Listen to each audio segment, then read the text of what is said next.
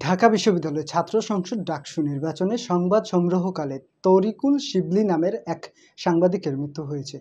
ইন্না লিল্লাহি ওয়া ইন্না ইলাইহি রাজিউন। তিনি চ্যানেল এস টেলিভিশনের সিটি রিপোর্টার হিসেবে কর্মরত ছিলেন। আজ দুপুর ১:৩০টার দিকে লাইভ সংবাদ সংগ্রহের সময় হঠাৎ অচেতন হয়ে পড়েন তরিকুল শিবলি। সহকর্মীরা তাকে দ্রুত ঢাকা মেডিকেল কলেজ হাসপাতালে নিয়ে গেলে কর্তব্যরত চিকিৎসক তাকে মৃত ঘোষণা করেন। সাংবাদিক তরিকুল শিবলি কুমিল্লা জেলার বুড়িচুং থানার বাসিন্দা। তিনি বর্তমানে রাজধানীর উত্তরায় দিয়াবাড়ি এলাকায় থাকতেন। তিনি ২ সন্তানের জনক। নিহতের সহকর্মী সোহেল রানা জানান, ঘটনাটি ঘটে ঢাকা বিশ্ববিদ্যালয়ের কার্জন হলের ভেতর।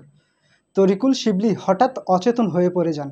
পরে তার সহকর্মীরা তাকে উদ্ধার করে ঢাকা মেডিকেল কলেজে নিয়ে গেলে চিকিৎসক তাকে মৃত ঘোষণা করেন।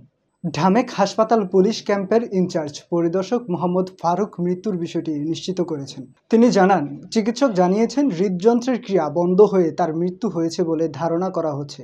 তবুও ময়নাতদন্তের প্রতিবেদন পেলে মৃত্যুর সঠিক কারণ জানা যাবে। মরদেহ বর্তমানে ঢামেক হাসপাতালের মর্গে রাখা হয়েছে। বিষয়টি সংশ্লিষ্ট থানাকে অবহিত করা হয়েছে।